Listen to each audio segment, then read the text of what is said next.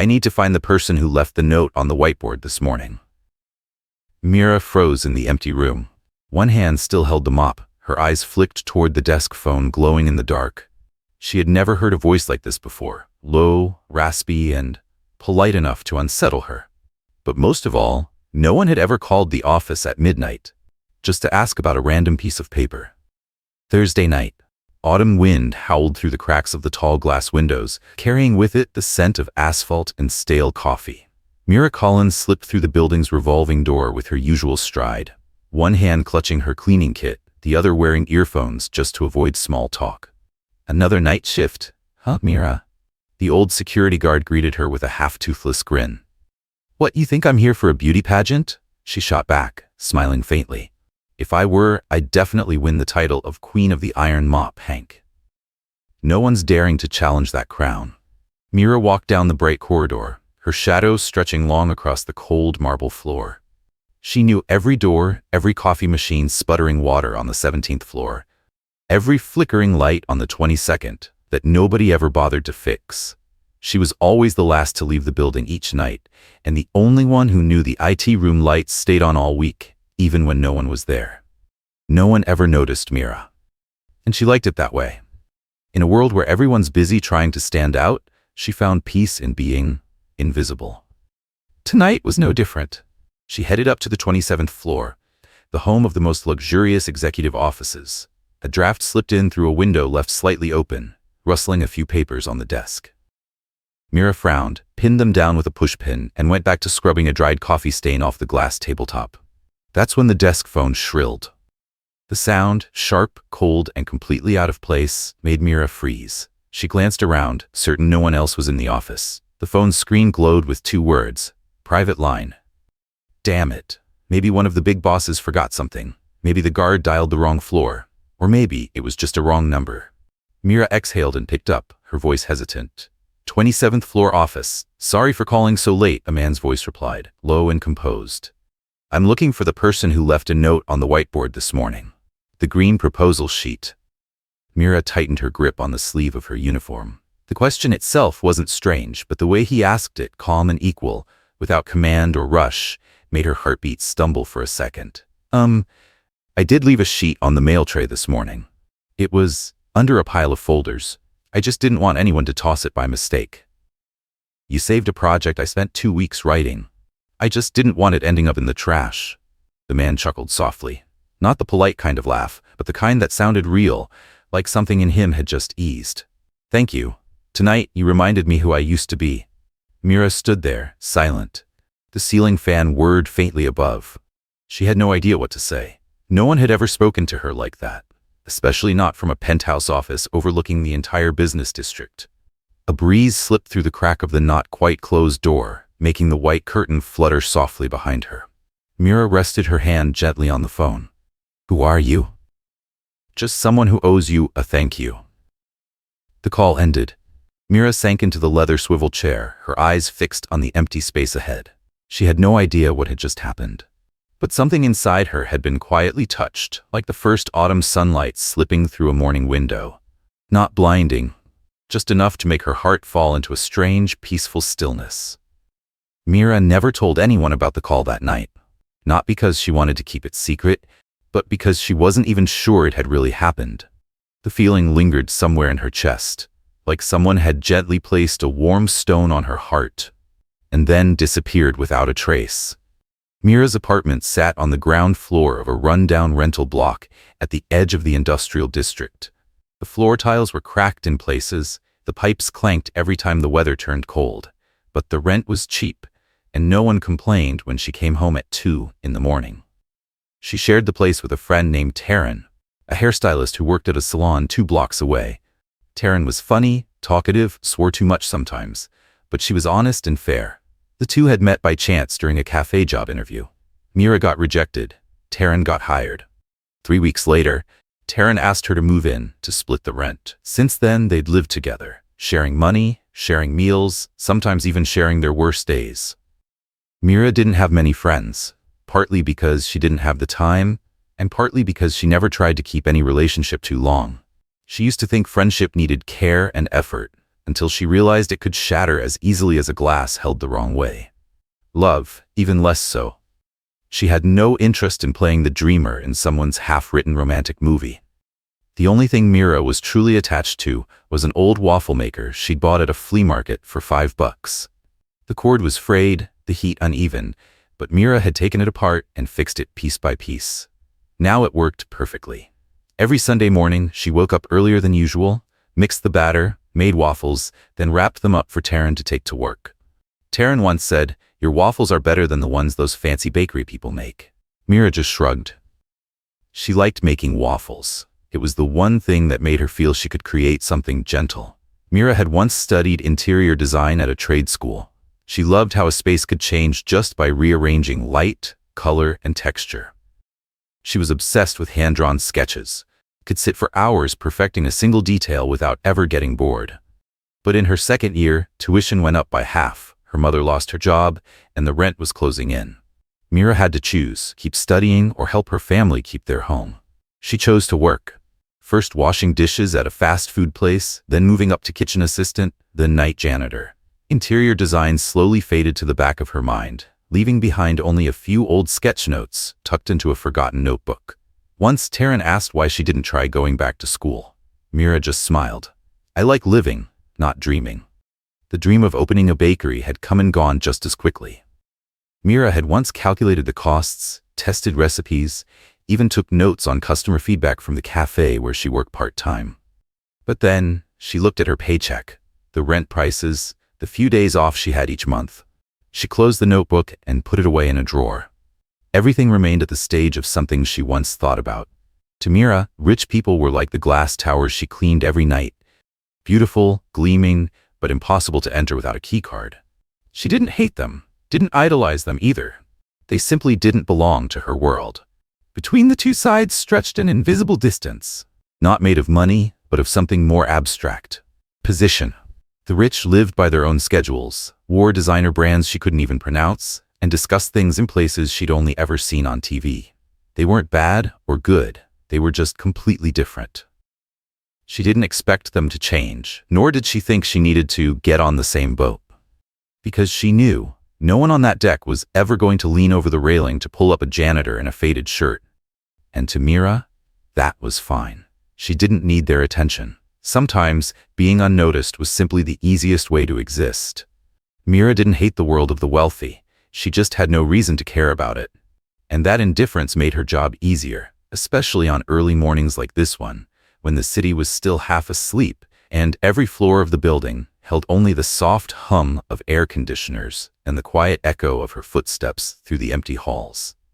That Monday, around 6 a.m., Mira had just finished wiping down the conference table on the 24th floor when she stopped in front of a pile of crumpled papers spilled beside the trash bin. Normally, she wouldn't have cared. Forgotten documents were far too common on these floors. But one sheet stood out. A green page, slightly creased at the corner, lying among old presentation folders. Mira picked it up, ready to fold it and toss it away like always. But her eyes happened to catch a glimpse of the text. No logo, no sender's name. Yet the layout was neat, the lines crisp, the phrasing precise. This wasn't the kind of paper people threw out. She skimmed through a few paragraphs. It was a proposal for redesigning the building's public lobby, tied to a plan for reimagining the client showcase area. Not the typical report she was used to seeing. It was convincing, so much so that Mira, once a design student herself, found herself nodding more than once as she read. She glanced around. No one was there. No name or signature anywhere on the pages. Mira exhaled, carefully smoothing the proposal with both hands, then clipped it together using a paper clip she found in the drawer. She placed the document in an empty file tray mounted outside the conference room door, right beneath the sign that read, "Executive Projects." Then she pulled a white marker from her pocket, walked to the nearby whiteboard, and wrote in neat, slanted letters, "Whoever dropped the green proposal, I left it in the file tray on the 24th floor." When she finished, she looked at it for a moment and nodded. No need to sign her name. No need for any extra note. Whoever needed it would understand. To Mira, it was nothing. Just a small act, like picking up a lost wallet and turning it into the front desk. If it isn't yours, return it to whoever it belongs to. That's all. No credit, no thanks expected, and certainly no thought that anyone would even notice. She gathered the scraps of paper, switched on her mini vacuum to clean up the rest, and left the 24th floor before the clock struck 6:30. On her way home, she stopped by a small diner to make it in time for her morning kitchen shift. Between the flood of breakfast orders and the crackle of oil in the pans, she forgot all about the green sheet. But somewhere else in that same building, a man named Elliot Monroe could not forget. Elliot rarely returned to the office at night, but that evening, he needed to grab a draft in a hurry to prepare for a closed-door meeting with a partner the next morning. His car was parked in the basement garage. The hallways were silent. He swiped his keycard through each checkpoint, stepping onto the 24th floor with his mind fixed entirely on the document he was looking for. Then he saw the white writing on the board. The handwriting was unfamiliar, clean, straightforward, without flair. The kind of message written by someone who didn't care to be known, only to make sure the information reached the right person. Elliot paused. He opened the file tray and pulled out the proposal. It was his. The first printed copy he'd edited by hand, with underlines marking key sections. He remembered leaving it on the table after a late meeting, then getting distracted by a phone call and forgetting it entirely. If it had been lost, he could have printed another. But this particular copy, this was the one he'd poured himself into through sleepless nights of revisions. And now, it was still here, intact, neatly placed, returned to exactly where it belonged. Elliot held the proposal and looked back at the writing on the board. In his mind, an image began to form. A young woman in a janitor's uniform, quietly moving through the building each night, unseen by anyone. Someone he, like everyone else here, had walked past countless times without ever stopping to ask her name. And that night, for the first time in years, Elliot Monroe realized what he'd been missing. Not a document, but the presence of people who had always been invisible. A small, seemingly meaningless act had stirred something in him. A rare feeling in a world where everything was measured by outcomes. He took out his phone, searched for the direct line to the 27th floor, and pressed call. On the other end of the line, it was that same voice, low, slightly husky, impossibly calm in the stillness of the night. Mira stood frozen by the desk on the 27th floor, her hand resting on the end call button but not pressing it. Partly because she didn't know what to do next, but also because, though the caller's name never appeared on the screen, his voice had already etched itself into her memory from the very first word. "I just called to say, thank you," he said slowly. "You reminded me who I used to be." Mira frowned. That sentence, it didn't sound like any thank you she'd ever heard. It wasn't polite small talk, nor one of those practiced compliments people tossed at service workers when they felt generous. There was something else in it, something personal, as if he wasn't just talking to her, but through her, to himself. "I think you've got the wrong person," Mira replied, her voice cautious. "I just found a sheet of paper on the floor and put it back where it belonged. That's all." "A small thing, huh?" The man let out a quiet laugh. "Do you know how many people in this building walked past that sheet today? 8, I counted. 8 people. All busy, all saw it, but none of them stopped, except you." Mira tightened her grip on the mop handle. She was starting to feel uneasy. "I didn't know it was that important. When I saw the line you wrote on the whiteboard, I just stood there for 5 minutes, not moving. It felt like someone had grabbed my shoulder and shaken me awake." He paused. "I used to be a kid delivering pizzas. No one would buzz me in through the lobby. Once I got kicked out of a building for wearing a t-shirt with a tear on the shoulder. They said I ruined the image of the high-end district." His voice carried no anger, just the calm tone of someone who had lived through it, recalling it as if rereading a page from an old journal. "You know," he continued softly, "back then I told myself, if I ever had power, I'd treat people differently. But I forgot. Life pushed me forward too fast, and when I stood in front of that whiteboard tonight, looking at that simple, uneven line of writing, I remembered who I used to be." Mira didn't know what to feel, moved, confused, or afraid. Someone had called her in the middle of the night, not to complain, not to ask for personal details, not for any reason other than to say thank you, genuinely. She was used to being overlooked, used to polite, empty compliments, but she had never encountered anyone like him. "I didn't think it meant that much to you," Mira said softly. "No one thinks kindness matters until the moment they need it most," Elliot replied. Silence. Mira could hear the faint hum of the vent behind her, the quiet shuffle of papers on the other end of the line, as if he were sitting in his office, alone, in a city fast asleep. "I don't know what to say," she admitted. "You don't have to say anything. I just wanted you to know. Tonight, you reminded me of something I'd forgotten. That in this world, sometimes the kindest things come from the people no one expects." A quiet breath of laughter escaped her before she realized it. "I don't think I'm particularly kind. I just do my job." "And that," Elliot said, "is what makes it rare. Doing the right thing when no one asks you to, when no one sees, when no one will ever give you credit. But you still do it." Mira leaned gently against the edge of the desk, her thoughts tangled. Why was he saying these things? Because he was genuinely moved, or because he felt guilty for being part of the very system that overlooked people like her? But Elliot didn't give her time to wonder.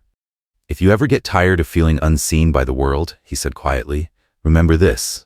I saw you tonight." This time, Mira couldn't speak.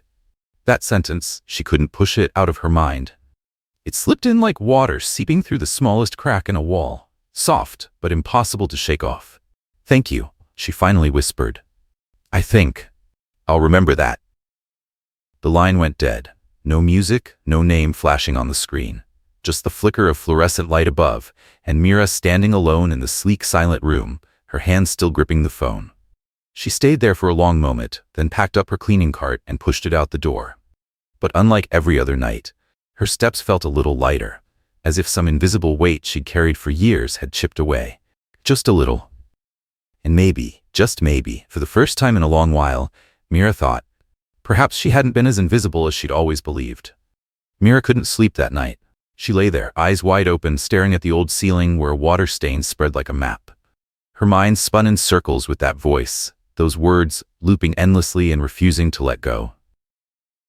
When Taryn woke up, before she'd even made coffee, Mira was already sitting at the kitchen table, hands wrapped around a glass of water, staring into nothing like she'd just seen a ghost. She told her everything. No embellishments, no dramatics, just exactly how it happened. Taryn raised an eyebrow when she got to the part about the midnight phone call. "That Elliot guy called to thank you? Over a piece of paper?" Mira nodded. "He was probably drunk or something," Taryn said flatly. "Or divorced, living alone too long, looking for someone to talk to." Mira gave a faint smile, but didn't answer. Because she herself wasn't sure what had really happened. She only knew she wasn't used to being remembered that way, and even less used to being seen by someone like him. Someone from a world so far from her own. The days passed. No more calls, no emails, no letters, no sign that the conversation that night had left any kind of trace. Mira kept working the night shift, still pushing her cleaning cart down the long hallways, still hearing the printers whir at midnight, still seeing the marketing room lights burn until morning. Then on Friday, a notice appeared on the break room door for the janitorial staff. Management announcement. Starting next week, the cleaning department will be reorganized under the supervision of a new contracting company. Mira glanced at it quickly and didn't think much of it. She'd seen 3 management changes in the past 2 years. But this time was different. That afternoon, as she was getting ready to leave her shift, a man in a suit knocked on the door of the staff lounge, a clipboard in hand. "Are you Mira Collins?" She nodded. "We've made a position adjustment for you," the man said. "Starting next week, you'll be assigned to the executive offices, floors 25 and up. Evening shift from 5 p.m. to 11. Your pay rate will be updated accordingly. All the details have been sent to your personal email." Mira froze. She couldn't process what had just happened. Taryn was the first to hear about it. When Mira told her she was in the middle of washing a client's hair, she straightened instantly, the shower head still in her hand. "Wait, what? You got promoted? Better hours, higher pay? What did you do? Kiss the boss or something?" "No," Mira shook her head, still dazed. "I just picked up a piece of paper and put it back where it belonged." She reported to the 25th floor the following Monday. The space felt entirely different. No smell of stale coffee or leftover takeout. The floors were carpeted thick, the walls hung with abstract art, the lights soft and perfectly balanced, like a hotel lobby. But what surprised Mira wasn't the decor. It was the way people looked at her. It wasn't the usual look of pity or polite distance she'd grown used to. Some people actually nodded as they passed. A silver-haired woman, stepping out of the elevator, smiled and said, "Good evening, Mira." Mira stopped cold. She didn't remember ever meeting her. and she certainly hadn't told anyone her name. Then, halfway through the week, while she was cleaning the hallway windows, a young employee walked out of a conference room holding 2 cups of bubble tea. "I always see you working late," the girl said, offering 1 cup to her. "You probably need some sugar." "I'm Ava from Analytics." Mira took the drink, still stunned. Before she could even respond, Ava waved and disappeared down the hall. What on earth was happening? No one mentioned Elliot. No one brought up the phone call. But Mira started to notice. Some employees now called her by name, not the janitor. She was invited to have lunch in the new staff lounge. Someone even asked if she wanted to give feedback on the workspace layout on the 26th floor, because they'd heard she once studied design. Everything shifted, slowly but unmistakably, like a quiet current changing course, carrying with it the smallest unseen things. Elliot never called again. There was no second conversation, no explanation from him, or anyone. But Mira didn't need to ask. She knew everything had begun that night. And the way the whole building now treated her proved one thing. Sometimes it takes only one person truly seeing you for the whole world to start seeing you differently. Some changes don't arrive with noise or shock anyone when they do. They come softly, like morning sunlight brushing your sleeve when you're not looking. For Mira, that's how it all began. From her first days in the new office wing, Mira stopped measuring time by the number of floors she had to mop or the minutes she spent waiting for the elevator. She began carrying an old notebook, the kind she used back in design school. The leather cover was worn, a few pages stuck together, but when she opened it, the scent of paper was so familiar it made her chest tighten. At first, Mira only sketched small things: the coffee table on the 25th floor, the ash-gray bookshelf, the patterns of light reflecting off the ceiling. She had no clear goal, no plan to submit it anywhere. It was simply the quiet urge to do again the one thing that once made her feel good at something.